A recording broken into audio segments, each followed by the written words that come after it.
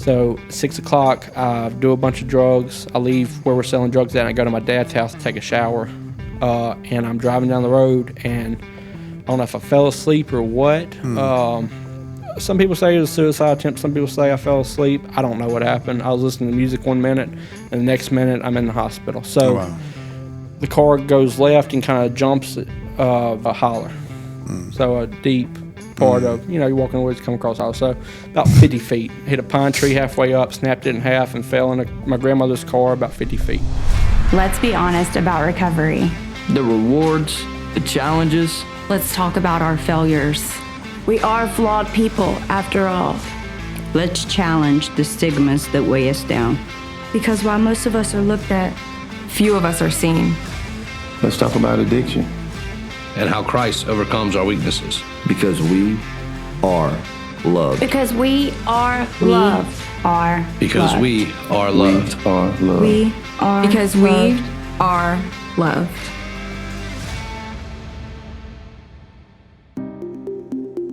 My name is Joseph Deason. I was born in Kosciuszko, Mississippi to a loving family. After around the age of 1, they got divorced. This put my life into a constant struggle and a whirlwind of trouble. Got arrested multiple times, and it all came to a head when I got arrested the last time with 2 possession charges and a trafficking charge. At that point, I decided it was either prison or God, and I chose God. Since then, I've lived as a disciple for the Lord and been a servant to Him and His people, and this is my story. Hey everybody, welcome back to Jesus Loves Addicts. We're glad you're here, and buckle up because you're about to engage in part 2 of Joseph Deason's story, and it is a powerful one, as they all tend to be. Stay tuned for part 2 of Joseph Deason's story. So addicted to coke, addicted to pain pills, you get everybody on it. I still hadn't, I'm stealing pills from my dad and stuff like that, but I hadn't really done nothing wrong.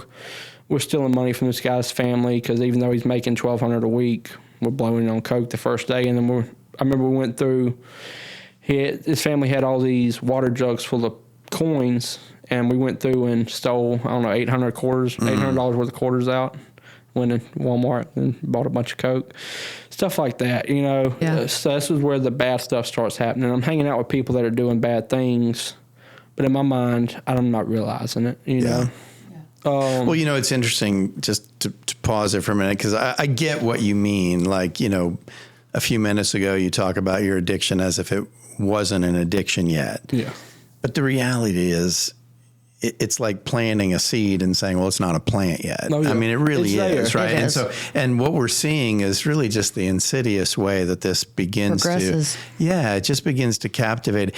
It's interesting, Jojo. I find Joseph, sorry, we call him Jojo. Yeah, you call him I don't know, there's something kind of really, sometimes I'm just touched. I find your story really saddening because there's such a misdefinition, like when you define your home as love. I know what you mean by that. I mean, clearly your parents loved you, but the reality is they didn't know how to show love, so you never really saw love. I mean, it may have been, you may have understood that they cared about you, but you never really saw love. It was separate love, I would say. It wasn't the love that normal people see. It's a different version of love.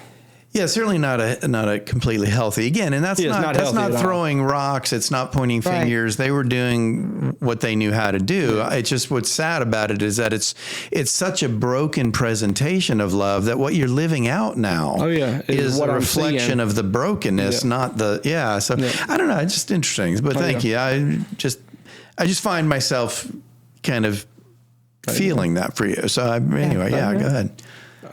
So that's how I treat every relationship, with that broken sense of love, pretty much, because that's what I'm used to. That's what I'm visualizing.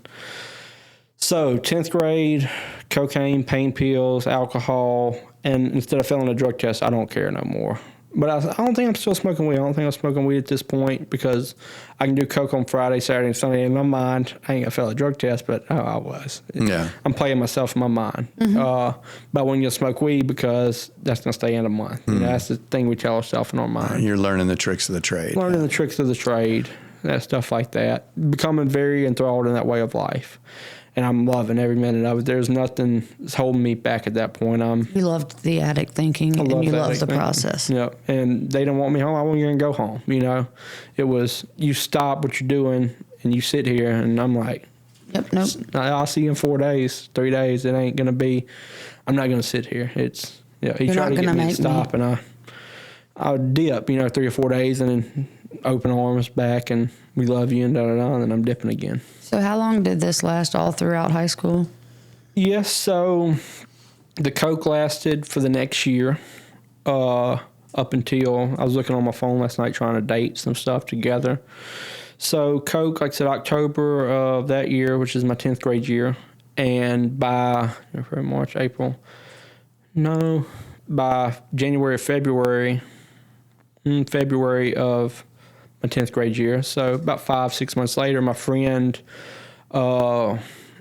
gives us a prescription for Adderall. This is my friend that's passed on now, and we're taking them all. They don't make him a day. I'm taking 15. He's taking 15. All 30 are gone. Then we're stealing everybody else's we can around us because we're trying to go. We're not trying to sleep. We're trying to keep moving. Going. Yeah, like I said, when I say for 3 days, I'm not going home. I'm not going anywhere for 3 days. I'm constantly on the move, constantly being places I shouldn't be, doing stuff I shouldn't be doing. Is this friend's passing on related to drugs and alcohol? Yeah, so we'll get there in about 3 years from now, deeper into the story. So still all the Adderall, keep going, and then we run out of Adderall and Coke. March, April, May, around April or May. So I've been on Coke for about 8 months, been on Adderall for about 4 months, and then I ain't got nothing to take no more. And his sister, turns out, was addicted to crystal meth. We didn't know it. And she gave him something the week before when he ran out of Coke or Adderall. So I got him on pain pills. I got him on Coke. We smoked weed together for the first time. Meth. And he introduced me to meth. Like I said, this is my best friend. We did everything together, doubled everything you could think of, every drug, we were inseparable for 5-6 years. I mean, just very locked in with one another. His best friend. So he introduced me to meth. He does it the week before. We go get it from his sister. I do it the week after. Love it. Best thing in the world. It's better than Coke and Adderall and pain pills. Or so you thought. Yeah, in my mind, it's best thing in the world. This is what I'm going after now. There ain't nothing stopping me. So like I said, that's in May or April. May's the end of school. So when May ends, no. So that's my 11th grade year. So I did Coke for a year and a half. I did Coke from October of my 10th grade year till February of my 11th grade year. Nonstop, just like I said, I was going to school. My grades eventually picked up. I was making D's and C's. There wasn't no A's and B's at this point. I was getting by. Still in a relationship with these 2 girls, going back and forth, along with a couple others, but them were the 2 main ones. So Coke for a year and a half, nonstop, not good at all. Weed, stuff like that. But then introduced meth the end of my 11th grade year, in May of that year, or April. And then May happens, school ends, and me and him go stay with this woman. She's like 26. I was 16. He was 17. So we're living with this woman and his sister. His sister's just staying there occasionally. But we're staying with this woman for 3 months straight, smoking meth for nonstop. I stayed up, I think it was like 15 days at one point, and that's not good for a 16-year-old's brain. That's not good for anybody's brain. Yeah. Well, yeah. The prefrontal cortex, nothing's developed. I'm, gung-ho, but I'm staying with this woman. I got meth. Everything's going good, in my mind. I'm sure. Yeah, but my whole world's crumbling around me. But I'm working a job, so I start my first job that year. I'm washing 18-wheelers while I'm living with her. It was few miles up the road, so me and him would live with her. I'd go to work every day. He would go because he still was playing sports, and he kept a very good look. Like I said, he had Adderall prescription, so he's not on crystal meth. He just does Adderall. Me, on the other hand, I don't care. I'm telling everybody, F you, I don't care. Like I said earlier in the story, it's just I don't care part in me. And so I'm working, spending my whole check. We're doing everything, get our hands on, from meth or whatever's free. Pretty much, we're staying with this woman. Did that for about 3 months. Start selling meth to another woman who was about 32, and we're staying with her too. We're staying with these grown women, and y'all are kids. Yeah, we're kids. Yeah, but in our mind, it's a fantasy. Yeah. And I'm still in a relationship with these 2 other. It's just chaos. Unfortunately, there's kind of street cred that comes with all that, right? Exactly. Yeah. But by this point, I'm who I am. I'm the guy that if you want to get high, you're going to hang out with or see. And every kid in high school wants to hang out with that guy at least once until you realize I don't want to hang out with that guy. You know, so tons of friends, tons of girls, you know, just living the life of a high schooler that's, like I said, has the street cred or whatever, but my whole life's crumbling around me. I'm staying up 14 days. I'm losing my mind. You know, I don't know it, but I'm slowly slipping deeper and deeper. I'm still staying with my dad and his wife, so I stay there for a week and a half, go home, shower, say hey to them while I'm just went to sleep, woke up, took a shower, hey, everything's good, go back and work. My birthday comes July 8th of that year. I've been on meth for probably about, I don't know, two months, nonstop. I mean, I'm going every day. It's not stop. And I lose my keys that night before because I've been up for a while. My dad comes and picks me up for my birthday. Apparently I had a birthday party that day I didn't know about. Like I said, my family just goes to me parties. Everything was normal on the surface.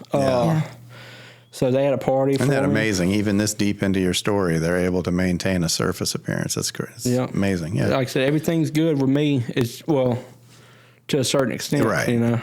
But as you said, your world is crumbling around you. World's crumbling. Right. Like I said, everything else I could probably escape from. 1 year of rehab, I can live a normal life, go to college, become a, you know, do whatever I want.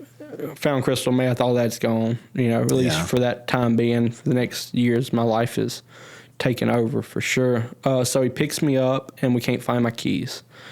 And he's flipping out because he can tell I've been on meth for 2 months because I ain't got time to shower. You know, he woke me up out of my sleep, and I can't find nothing. Everything's gone. He's like, oh, crap. That's true. So on the way to the party, we're headed to my aunt's house for my party, and he asked me about, probably about 2 minutes before we pulled up, hey, are you on meth? And I lost it. You know, it wasn't, no, I'm not. It was F you, how dare you ask? It was me going. You lost it completely. I lost it, and he lost it back at me. It wasn't no stopping. So I retreat to my sister and my grandmother there because they're my safe haven. Get back to my friend's house, do meth for another few months. And, well, do meth for the rest of that summer. Move back with my dad in August because I lived with the woman for 2 months, pretty much, or 3 months. Go back to school like everything's normal, but I'm doing crystal meth. I have a room at my sister's house. My sister has a nice house at this point because she's smoking weed. She's California sober in her, you know, in some people's minds. But she's not doing coke. She's not doing all the things she used to do. But I get drug dealers from her. I get drug dealers from these women. I've got as many drug dealers that want everything covered. Nobody's going to do anything wrong. So I'm staying with her. I have a room at her house. I have a room at my dad's house. Like I said, I can go stay with that woman whenever. So I'm living with my sister my senior year. And it's about a week into my senior year, my dad, my stepmom take a trip out of town. And me and my friends come over to the house. I lace like 7 people with crystal meth. I told them it was cocaine. They didn't know. They were 16, 17, and I'm 17. Some of them knew, but most of them didn't. So I have like 7 people on crystal meth that don't know it. They knew when they did it, but after that, they were on for the ride for the rest of the night. So we go to a party, come back, and we trash my house, which is my dad and my stepmom's house. My sister finds my friend and people in my dad's bed. There's people everywhere. It's me and people running around. It's chaos when she comes over at 7 o'clock the next morning. She calls my dad. Crap hits the fan pretty much at this point. There's no me yelling and just dipping in my situation. Way. No. It's over with. So they come home, and I wake up for school, and my sister takes me to the doctor, telling me I'm sick. And in my mind, I'm like, okay. Maybe I am. Maybe I'm sick. You know, I don't know what we're talking about. We get to the doctor. They test me for strep throat because I'm like, I'm here because I'm sick. And then my dad's friends with doctors and all that and everybody in town because it's a very small community. Everybody knows each other. And he comes in, he's like, so you're 17. He wants me to drug test you, but you have an option. So I said, peace, and then cussed out the doctor, cussed out my sister. I actually did have strep throat, which was crazy. Get in the car, and I take off. I make it, I don't know where I'm going. I make it about 10 miles down the road and crash into a tree. So I crash into that tree, and then I go from there back to my dad's house. I end up getting drug tested at the hospital because they had to take my ambulance, and I fell for just weed. Crazy, I don't know how. But what it brought that on is all my other friends got drug tested that weekend. All of them failed for Yeah, and then the ones that had all scripts were good. It's like, hey, no, I don't know what they're talking about, and the rest of them are screwed. Yeah, so that was the beginning of my senior year. All my friends. Let me go back to one spot there, because I can imagine maybe how a viewer might be watching or hearing it. So when you talked about, lacing this stuff with crystal meth, you kind of say it with a laugh.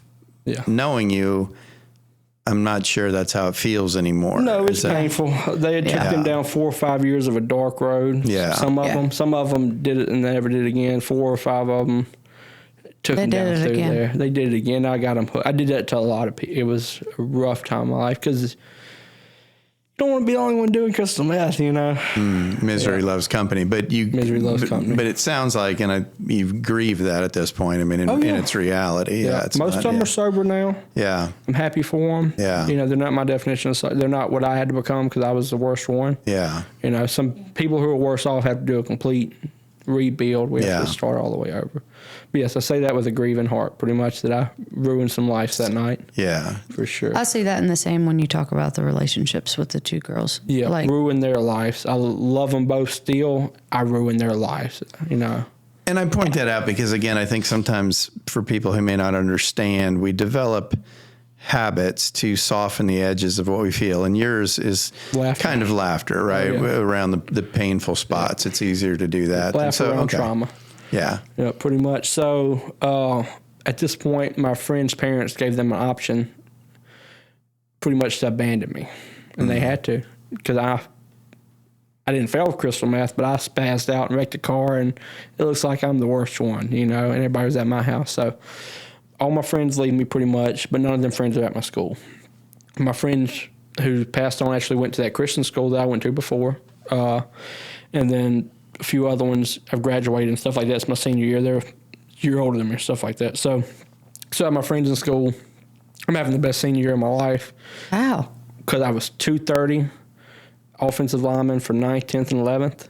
Tried crystal meth. I was 190. I had confidence. I was okay. I was him when I walked into school that year, because I'd been living with 2 women. I mean, it was my confidence was up here. I was living hell, but my confidence was yeah.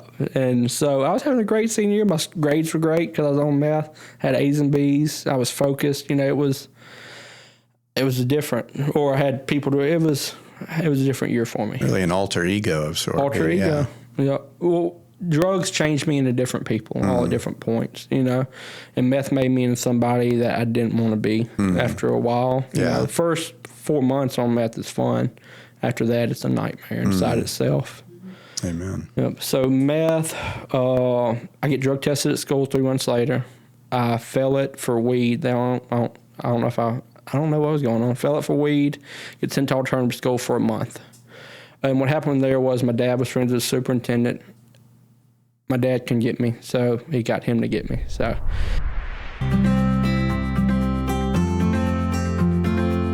I'd like to take a moment to recognize a major podcast sponsor. Today's episode is brought to you by America's Thrift Stores, your go-to option for decluttering and giving back. If you have a closet bursting at the seams or a garage that's seen better days, we've got the perfect solution for you. That's right. America's Thrift Stores makes it easy to clear out the clutter and make a positive impact in your community. Whether you're cleaning out your wardrobe, downsizing your living space, or just looking to give back, America's Thrift Stores has you covered. And here's the best part. You've got options. Schedule a hassle-free home pickup, drop off your items at one of their convenient donation sites, or swing by an America's Thrift Store to donate in person. No matter which way you choose, you're making a difference. Absolutely. Every donation you make to America's Thrift Stores directly benefits charities in your area, such as the Home of Grace and other fantastic organizations dedicated to helping those in need. For example, donations made to America's Thrift Stores in southern Mississippi help the Home of Grace provide support and assistance to individuals facing drug and alcohol addiction. Your contributions make a real impact on their mission to provide freedom from addiction through Christ-centered recovery. So not only are you decluttering your life, but you're also helping build a stronger and more supportive community. It's truly a double blessing. So what are you waiting for? Clean out that closet, clear out that garage, and make a positive difference in your community by donating to America's Thrift Stores. Visit America's Thrift Stores online to schedule a home pickup, locate a donation site near you, or get directions to one of their store locations. America's Thrift Stores, where giving back never goes out of style.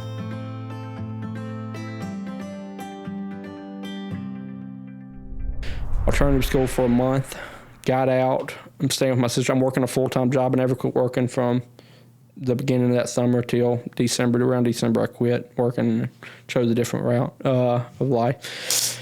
So I go downhill quick, and then basically I fell then. They're trying to get me after that, and they want me to fail again. I fell in February of that year. And when I fell in February, they tell me I got to do the rest of my senior year in alternative school. I'm not doing that. I don't care enough. It's my biggest regret now. My biggest regret is not walking across the stage getting my diploma. I regretted it until I graduated college this year. All the way up until then, not walking was the biggest regret in my life. But now looking back, I got out of college, so it's fine. But biggest regret, did that and dropped out. I quit my job, and I go stay with a friend of mine, and we're selling drugs. What year is this, like 2018, 19? 19. Yeah, right 2019. Before COVID. I was supposed to graduate, dropped out in February of that year. Yep, so sell drugs with my friend. We're just selling weed and X pills and stuff like that. And we go from that, and we're selling, a lot of drugs and stuff like that. And I try to referee kids' games. I do maybe 3 of them, then I crash out and never go back. Referee kid baseball, stuff like that. And then try to work 2 or 3 more jobs. I'd work it a week and then quit. Get it set up. Because people love to be around me, great person, but work ethic wasn't there. I didn't care. I wanted to get high, smoke weed, and do everything else that I shouldn't have been doing. So 2019... happens. I'm living with my friends. I'm not staying with my dad no more part-time, so he's still taking care of me and all that financially and stuff like that, but I'm also have a few other things going on, but he's always there for me. My mom's in her 3rd marriage at this point. I couldn't go to the wedding because I was strung out or I didn't want to. Didn't make it to the wedding. Yeah. It happened that summer when I was on meth. She'd been married about 4 months or half a year at that point. She then moves to Wiggins with my brother, the man, his kids, and her. And then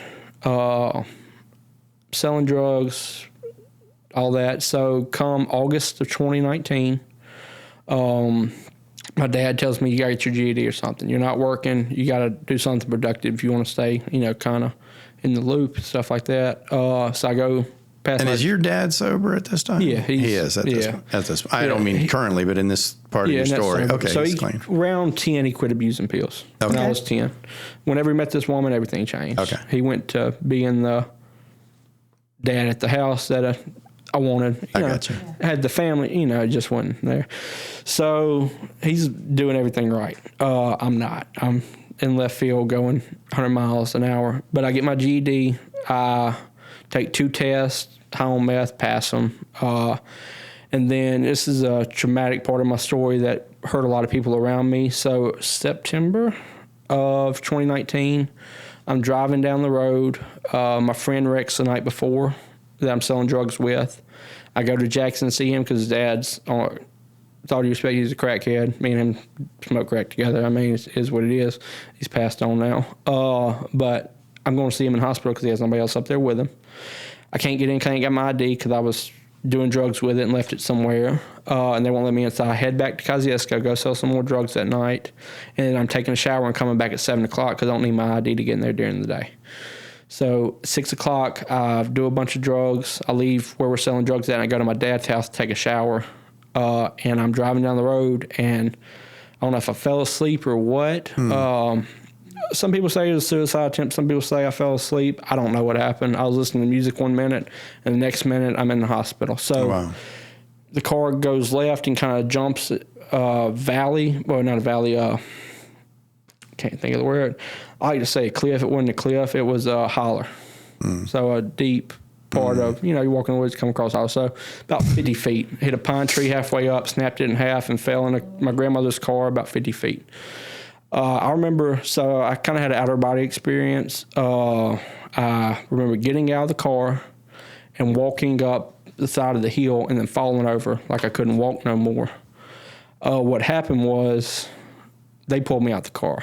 So I still don't believe they pulled me out the car. I believe I walked up and they found me on the hill because it was so vivid. I remember getting out of the car, stumbling, and then falling over because my neck was broke. So, oh my God.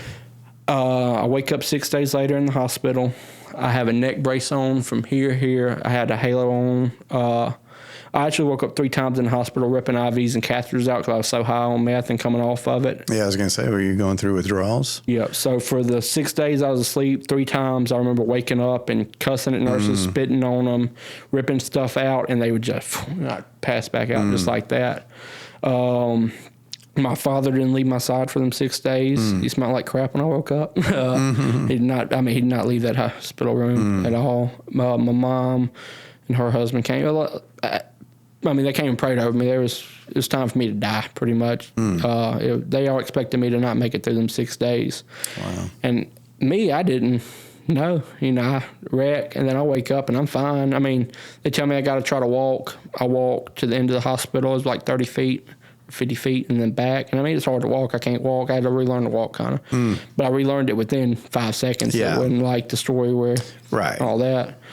But my neck was completely broken in half. They did 2 surgeries, one here, and they tried to pull it back. Couldn't do it. So I have a 13-inch scar going from the bottom of my hairline all the way down to the middle of my back kind of, or top of my back, where they had to put it together and then plate in 3 screws. So, I was paralyzed. They put me back together. My uncle and my dad took me back home. My sister had to bathe me for about a week. I couldn't move, really. I just sit in the chair, and she had to kind of give me a sponge bath and a shower. And they told me, you have a choice.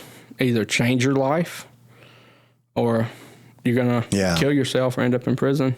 Let me pause you on that word there. You said some people said they thought it was a suicide attempt. Yeah. You haven't mentioned this at all, but were there moments near this period of your life where you felt suicidal, where you'd expressed thoughts like that? Probably wanted to die. When you're caught up in meth addiction, your emotions run high. Yeah. And you go from happy to, I don't want to be here no more in the next moment, stuff like that. I was doing a lot of acid, doing a lot of stuff, and probably wanted to die. So there was reason to suspect that, even if it wasn't. I just, that was an interesting comment. Well, and like you said, though, had you ever expressed that to anyone in your family? Like, if you were in trouble, did you ever say, I just want to die? Probably moments, Not looking back, I can't think of them, but I'm sure they were there. They came later on, but at that time, I'm sure there was some. But some people, hey, just trying to, and then other people, I fell asleep from being up too long. Yeah. That could very well be it. I remember listening to House of Pain jump around, like one moment I'm getting it, and the next minute I'm in the hospital. So I don't know. Yeah. But I've been up for a few days, and no telling what I've been putting up my nose. Someone put it, they had disappeared for 8 hours when they had been up for too many days. Yep. And they had fallen asleep, and they said they blinked too long. Yep, you just wake back up and you're there. Yeah, it was like 8 hours had passed. Mm-hmm. So I wake up 6 days later, my sister's bathing me, all that. I have to change my way of life. I choose not to. Around day 8, I'm in a neck brace. I go to my friend's house. I intravenously use meth in both my arms, and I'm doing sit-ups in the floor with the neck brace on, a shaved head, because, like I said, halo. I don't care. It wouldn't... there wasn't no changing at that point. I should have. But I'm balls to the wall. Consequences also makes us want to change, and you have no recollection of this accident. Yeah.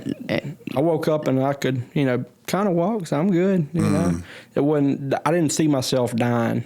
They watched me die for 6 days, thinking they're about to lose their baby. You didn't see that. I didn't. I woke up and it was, you got to change your life. And I'm like, why? I'm good. Pretty much. But I lived. I'm good. Yeah, I didn't die. So in my mind, that's exactly what was going on. So skipped the part. So I started shooting crystal meth.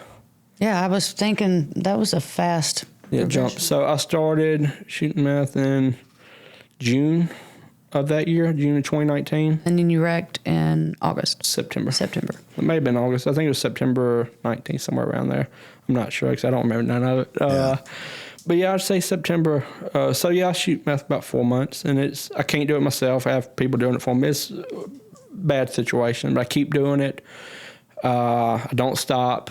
I mean, I'm just tripping out with a broken neck pretty much. And then we go to later that year, in 2019, my dad tries to get me into treatment for the first time because he's like, okay, something's got to change. You got to get help. He takes me to this place in Raymond, Mississippi.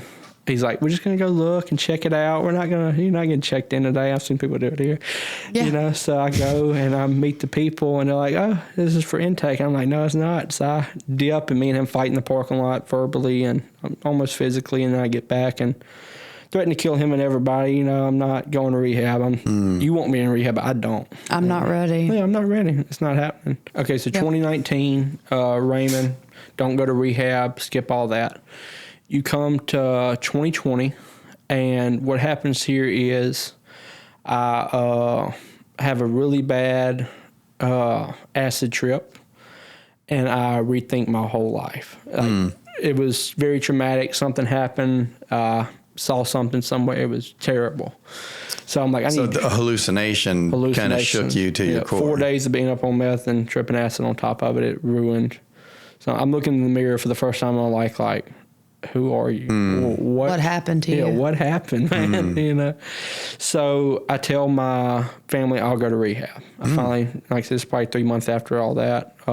It's about 6 months after break. It's January. So they get hooked up with the church that sent me here this time, but this is the first time they tried to send me. So they get hooked up with a church that does a lot of business here that I'm very good friends with, and I now call on to get people into here. It's crazy how it works.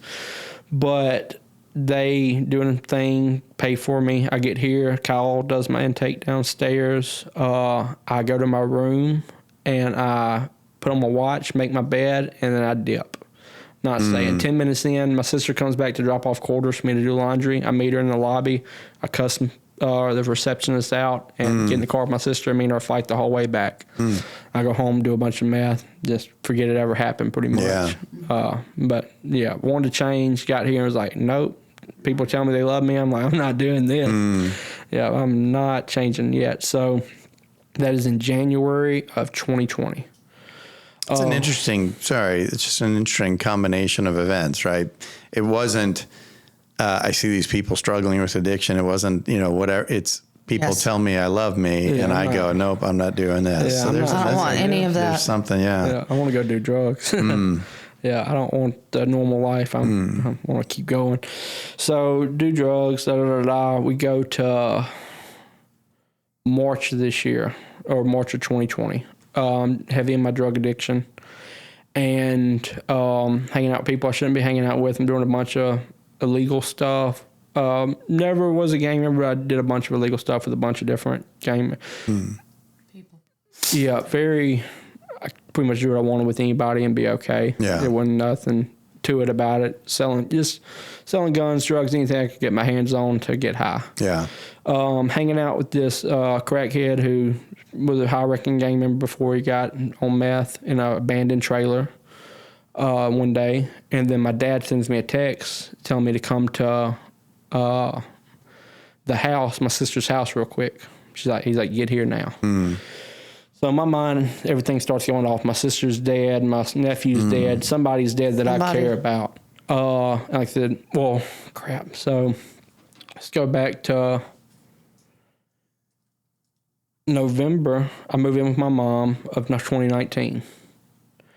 I want to change. I stay with her till January, get enrolled in school. I'm doing meth every time I go home, though. Me and her get into it because I'm smoking weed in the vehicle, and I get to spend my little brother, my half-brother, her son, his birthday with him. He was 14, so I spend his birthday with him that year. And it's one of the only ones I remember being there for. I'm sure I was there for a few other ones when I was younger, but it's the one I remember being present for, and cake, and being a brother, being a good role model.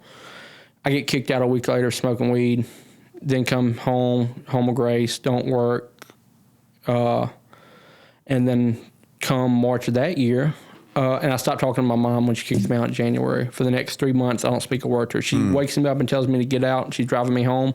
I didn't talk to her from the time I said a bad word, my bags are packed to the time of this time in March. So my dad gets me there. I run in real quick. I'm like, somebody's dead. And my nephew and my sister are sitting there. And I'm like, why the F am I here? What's going on? The two people that I'm worried about are right here. There should be no reason for you to act like this. It's an intervention. Yeah, and I'm flipping out. And turns out my little brother killed himself. Yep. So my dad tells me, and I flip. I break a coffee table, and then I bring out a meth pipe, and I smoke meth in front of my whole entire family for the first time. They knew I was on drugs, never seen me do them. And me and my sister fight. I get tossed out of our house, I'm smoking meth. Was your little brother addicted or using? No, 14 years old. Like I said, I spent his last birthday with him. So that was God bringing it. That's what God used that moment for. I don't think God knew I wasn't getting sober when I went there for them 3 months. I think he was using it for a time for me to spend with him, or time to be a part of his life. So you wouldn't have that one more regret? I wouldn't have that one more regret. So find out he's dead. I spiral. I hadn't been arrested at this point. Gotten in trouble once, but hadn't been arrested. Hadn't been put in handcuffs. So for the next, I won't go to the funeral because everybody's talking about, it was an accident, stuff like that. And I'm calling BS. We weren't there for him. Nobody was there for him. It was COVID. He was left alone. My mom had to work. And he wasn't me. He wasn't a social butterfly. He was stuck to himself. So after not having an outlet to go to school and talk to people, he was pretty much stuck by himself in his own head. And took a gun and shot himself in the head and killed himself. So I wasn't having none of that at the funeral. I wasn't dealing with it. So my mom asked me not to come. Well, my whole family, act right or don't come. So I'm not coming. You knew that you couldn't. Yeah, I went and kissed him goodbye at the visitation, on his cold forehead, and then left. And that was last time I saw my baby brother. I mean, I got to put a recliner for him together for his birthday. Got to spend, had a good. Yeah. And it messed me up. He killed himself in the recliner I put together for him in the room that I slept in when I was there. He transferred to my room after I left. So it was a lot of stuff, a lot of tragedy right there in that one thing. So I flipped out for the next 7 months, for the next, it's 2020, all the way until 2022. You couldn't catch me. There wasn't nothing that I wasn't doing. I was hanging out with people I really shouldn't have been hanging out with at this point. I'm committing felony after felony after felony. I'm doing everything I should not be doing. I'm living life. Well, now it's I don't care on steroids. Yeah. It was I don't care to a little bit to F everything and everybody. I'm going nonstop now. Let me ask you something at this point. So, because you've been to a Christian school, you were raised in a family, there was obviously this knowledge of God. Haven't heard this. Have you, the way I always put it is he on a shelf somewhere? Are you angry at him now, or is he just non-existent to you? Not acknowledging that he is at all. I'm turning to the devil. You're angry at him? Yeah, I'm turning to a demonic. So I'm playing in graveyards. I'm doing stuff I shouldn't be doing. Are you literally practicing occult? So when you're on meth, you open up doors to stuff you shouldn't open up doors to. Drugs, period, yeah. And then instead of turning around, I'm playing with it. I'm playing with the people and the noises and the ghosts and the demons and everything else that comes with it and all the bad stuff. I'm not.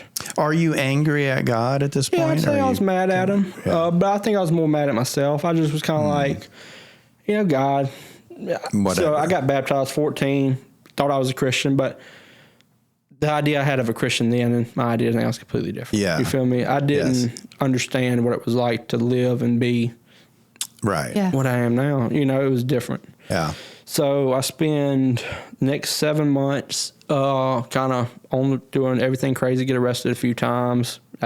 Uncle bails me out with some money, and everything just kind of helps me out. So come September of that year, or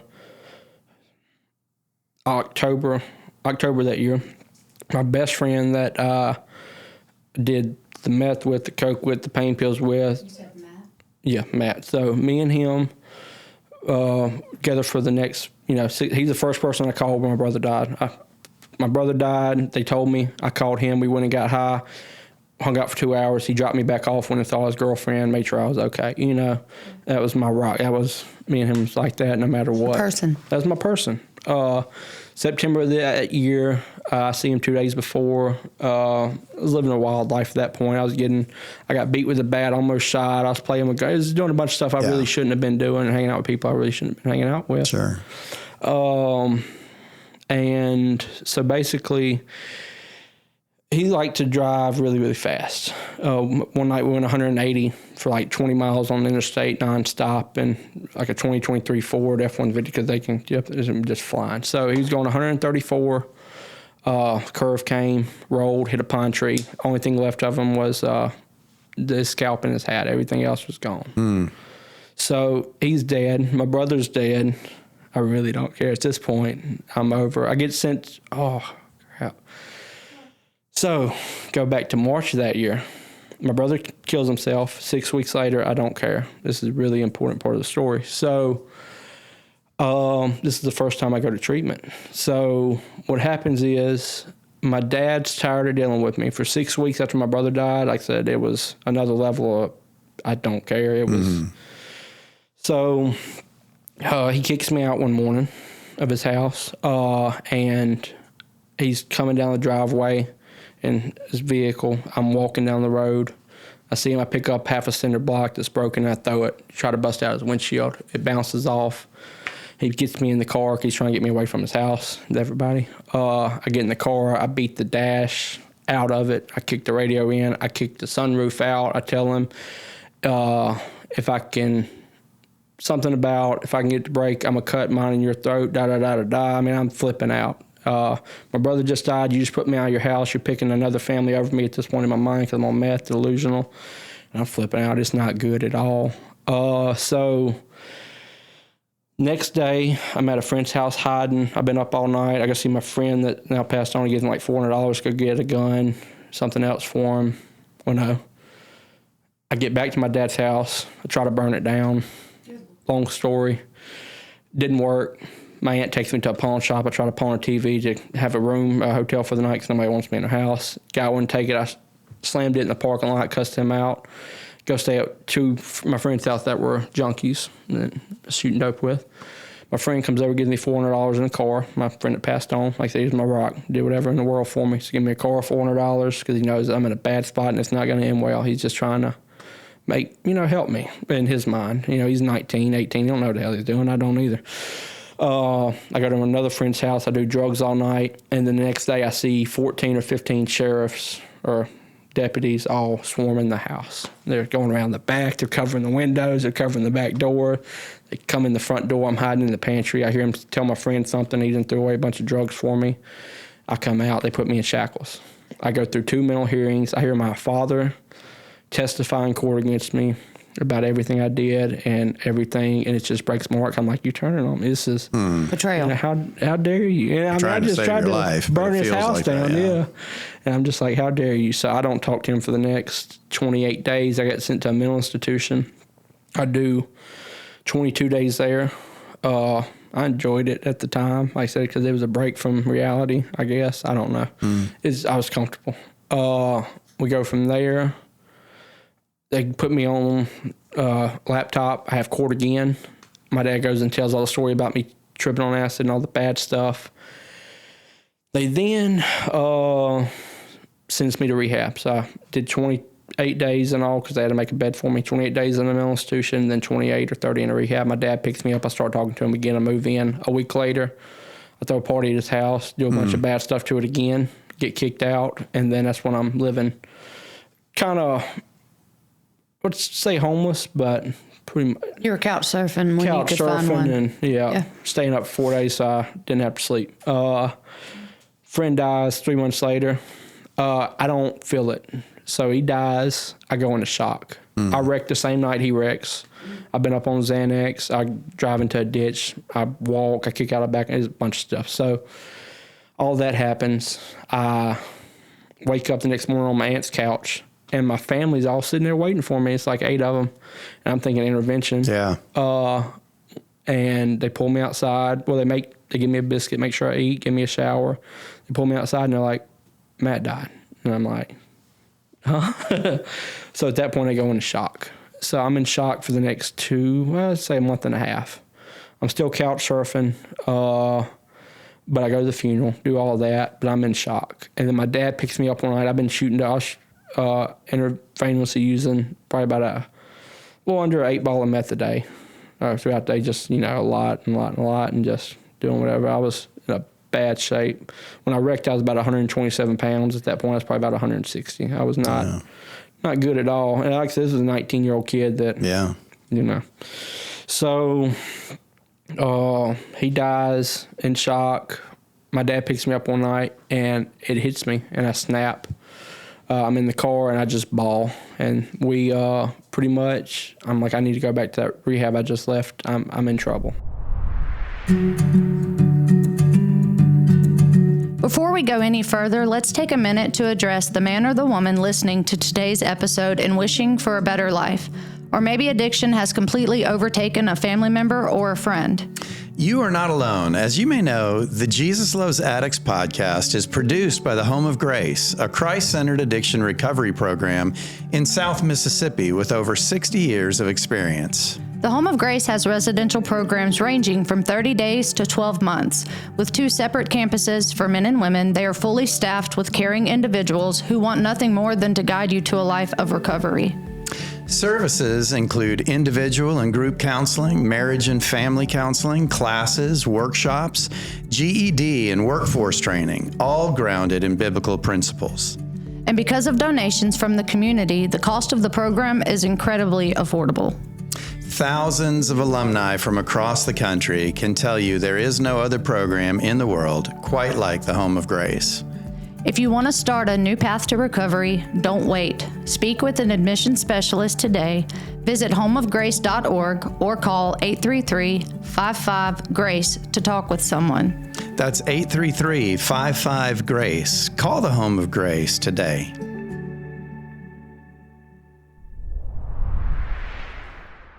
So, shock for a month and a half and go back to the rehab. I do 3 months there. They get me an apartment. They feed my habit. So in 2021, they get me an apartment in March, get me a car. I had a job lined up with a friend of mine who worked for a construction company. He was going to move in with me. We were going to split the apartment. But he's on crystal meth too, because I laced him at one point and got him hooked on it. So I get out of rehab. That day I relapse immediately.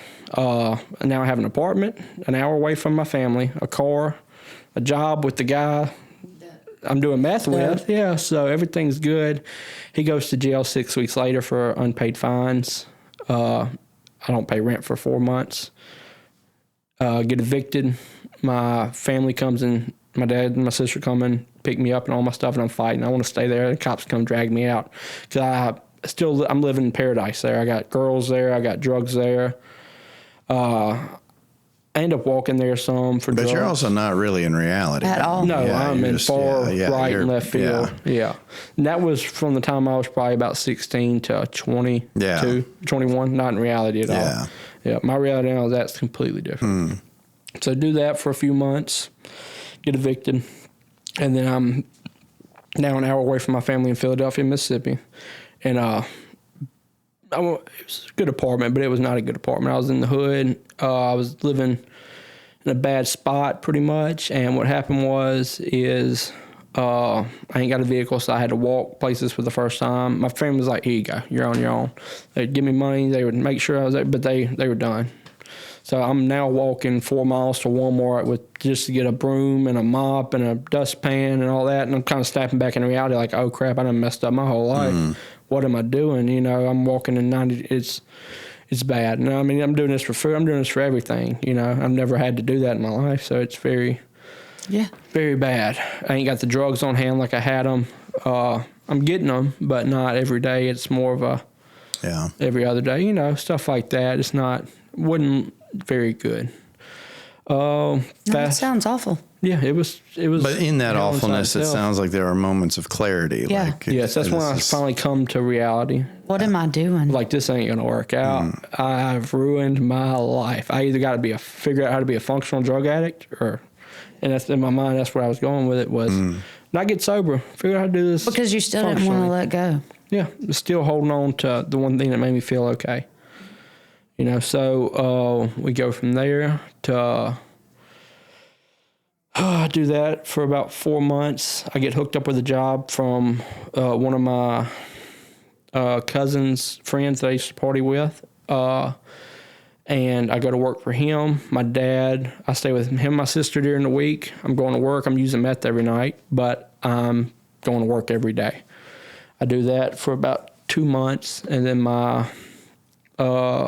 it is the first time I've held a job in 2 years, 2.5 years, like really held one and done everything. They think I'm sober. They know I'm smoking weed. They don't see the meth and all that behind it. I'm going home at night and IV and using meth. And you can kind of cover that up if you're doing it right for a little bit of time, a few months. Till you can't. A few months, and then 6 months, you're done. Snap out, quit my job. I get arrested while I'm working for that company on a possession charge in Neshoba County. My friend that I'm very good friends with threw a sack under my seat. I had got caught with dope. Was not good, and caught a possession charge. So I forget about all that. I go on to I go back to work for that company. My friend quit. So I kind of throw him under the bus and stuff I shouldn't have done. Me and him were both doing stuff we shouldn't have done. I was kind of like, I can't believe he did that. Yeah. Very manipulative, very getting my way. So I get this job at this company. Everything's going good.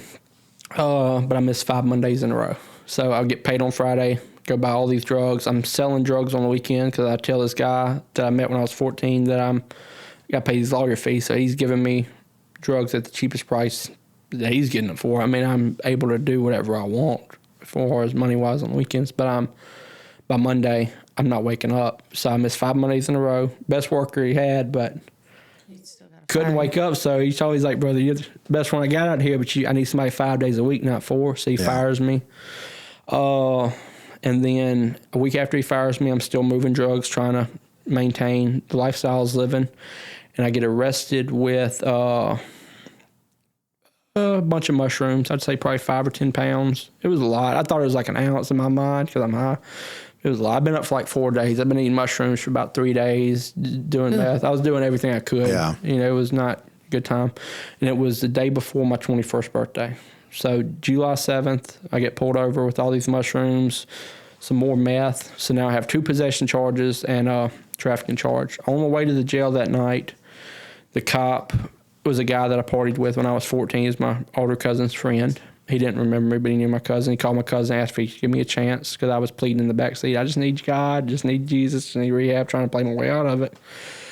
Get bonded out the next day. He meets me at my dad's house, and he's like, so you got 2 options, 10 years in prison, or you can go to this place I have, Home of Grace. I'm like, I've been there before. I don't want that. Send me back to the other place that I was at because it was secular. I met drug dealers there. I had a good time. I snuck drugs and phones in. I was living my life. Here, I knew that wasn't going to happen. So he's like, no, Home of Grace, 10 years in prison. Reluctantly take 10 years in prison at the time. Didn't want it. You took the 10 years in prison? No, I chose Home of Grace reluctantly. I wanted to choose 10 years. I didn't want to. I'd rather...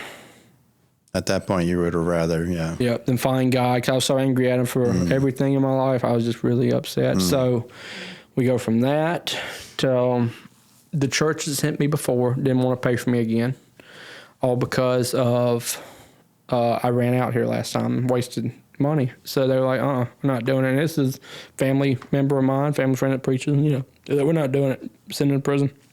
So I make a deal with them. I got to go to 3 CR meetings at their church, or 2. I made it to the first one, and I'm high these 2 weeks. I mean, I'm doing everything I can still. I'm heroin, meth, anything I can get my hands on, mushrooms, anything for these 2 weeks. I know I'm about to go to treatment, and I'm like, crap. So end up getting, go to the first meeting. Second meeting, I'm too high to go to. I'm freaking out. I call the cop. I'm like, I can't go. What happened was I go to pull up, and there was like 40 cop cars there. They were having a sheriff's night. The CR was in the back, and I'm like, I'm not doing that. So the women come outside and meet me and talk to me again. They're like, okay, this will work. We'll send you next week, because they could tell I needed help. I mean, I was struggling really, really bad. I mean, I couldn't get off drugs to save my life. Literally. Yeah, couldn't. Needed God. Didn't know it. We were running from it. So July 28th, I got arrested July 8th.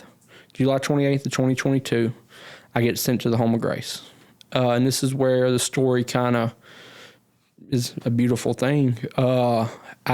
Within a week, I kind of surrendered to God, but I don't surrender to God. I surrender like some of the guys do here, where you get saved and everything's good, but you go back out and you relapse. And in my mind, I still had that. Yeah. I'm still waiting to do that. I knew in 3 months I was going to go smoke weed. I was going to go do this. I was sentenced to a year here, but I knew I'd get out in 3 months. So did 3 months, go home. They pay for my third phase.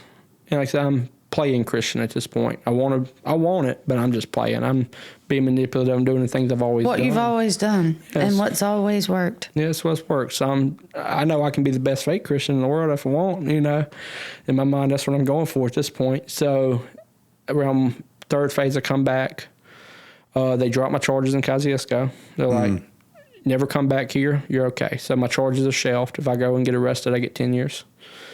So I'm staying down here, not getting arrested, and doing the right thing. But around month 7, my friend calls me, the one that threw the sack under my seat. And I told him before I left, because I was really high, and I was like, look, I'm going to play Christian.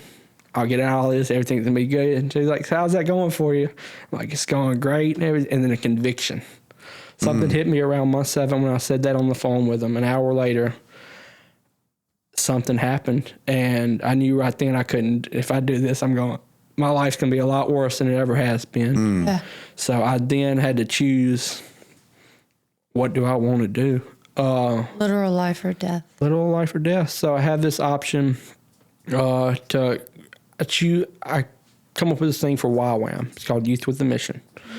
It's a missionary field. You can go do it. What happened was they write me good letters. Everything goes good. They only accept 10 people. I'm just going to go train in Italy for 3 months, escape everything that I've ever known, turn my life over to God, then go be a missionary in another country for 3 months, then join their staff and train and do all this.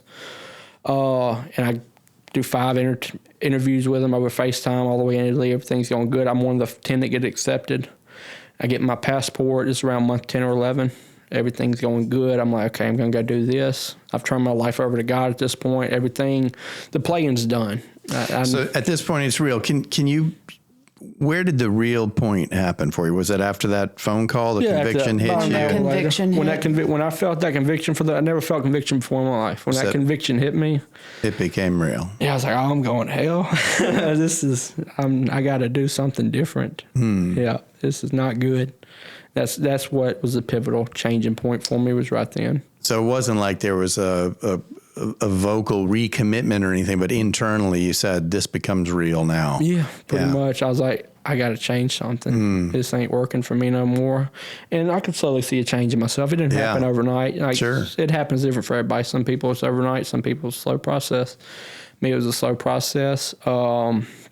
Basically, I started turning every little thing, just time and time again, started chasing after him instead of things of the world. Like I said, YWAM was going to happen. I'm in month 11 here, or at Home of Grace, and my dad calls Neshoba. I forgot about that charge. So my dad calls Neshoba for the other possession charge, and it's like, hey, he's about to go out of the country. Is he good? Because we thought we were getting them all jumbled together when I came here. I'm like, what? No, he's about to get indicted. He can't leave the country. What are you talking about? So there goes my plans, just right out the window. So I have a choice to leave and go do whatever, or I can stay here and press on. And then 2 people here asked me, what did I want to do with my life? I'd been here a year. Around that point, we kind of try to transfer people out, unless they're really, really good. And so what do you want to do with your life? And I'm like, I want to be an accountant. I wanted to serve people. I want to help. I knew then for the rest of my life, I want to help people that need help, whether it's people that commit suicide, people homeless, whatever. I just want to help the people that are broken and need help. And that's been my mission from then on. Whatever I can do to help anybody, I'm doing it. I don't care. I'm trying to pull them out of that pit of despair. You know what I love about that, Joseph, is just throughout the entirety of this story, the prominent feature is I don't care. Yeah. And now you care so deeply. Much. This is all I want to do for the rest of my life. I love that. Yeah, I mean, what a 180, and what a evidence of redemption, right? I mean, wow. Yeah, I go from being very self-centered to serving, having a servant's heart. So everything goes good from there. I do 15 months here. I get hired on as a part-time employee, not even full-time. I trust God. I move into transitional living, and I'm just trusting God. I start college in January of that year. That's 2024.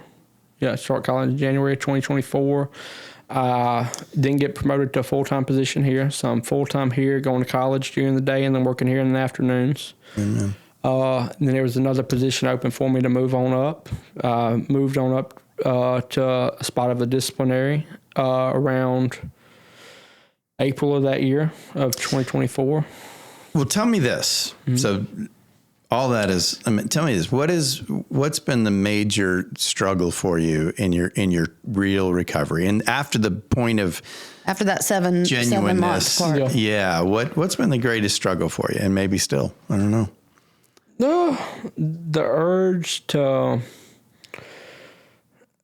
I still want to use drugs sometimes. You know, I'd say that's my biggest thing. That's normal for people. Some people don't feel that way. Some people do. And that's one thing I struggle with heavily. I'm good for 4 or 5 months. And then one night for an hour, you may be triggered and want to do drugs. Yeah. And I have to fight that.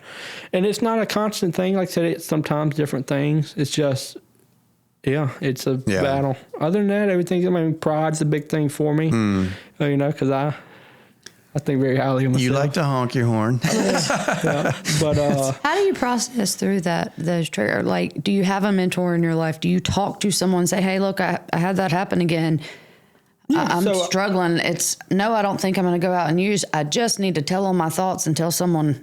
So I'm a very open and honest person, and I have a very good support system of men around me that I can count on at any moment. I have 3 or 4, that I know that if I call and it's serious.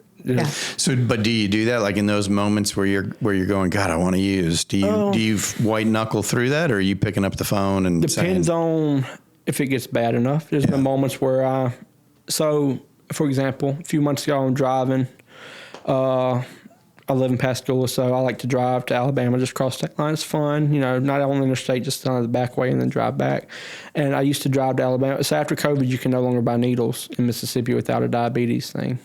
Alabama, you can. So I drive to Alabama or have them shipped to me. So I'm driving out. I pass a Walgreens one night, and I'm like, I could get that, and be high within an hour. So I turn around, and I get back to Mississippi and retreat.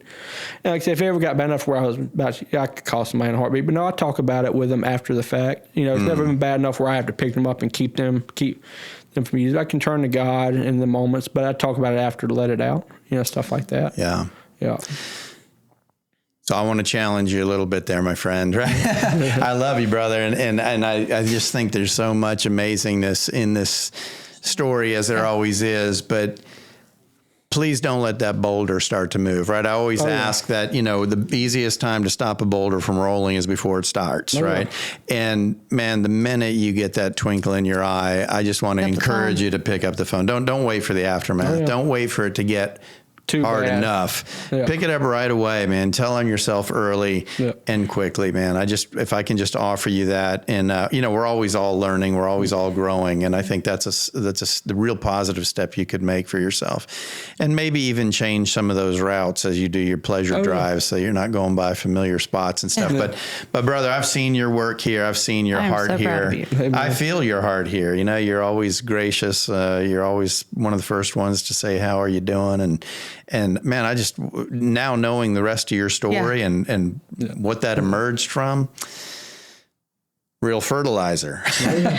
Right. So that's awesome. And so Joseph, thank you so much for coming, being here and telling your story. And for anybody listening, I think the thing that I want to highlight here is that we heard Joseph say time and time again, right? And maybe puzzlingly so, I'll use that.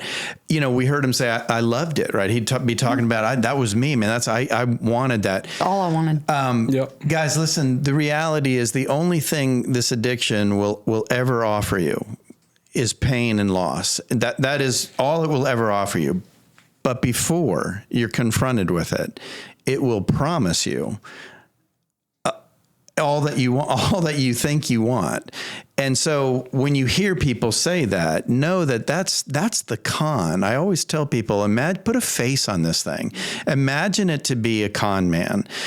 listen, there's nothing your addiction will ever give you. You may be out there right now going, I'm living the life. I promise you that is the most dangerous time, because this thing is lying to you. It's a great con man. It's earning your trust. It's wining you and dining you so that it can pull the rug out from under you and take tenfold whatever it's given to you.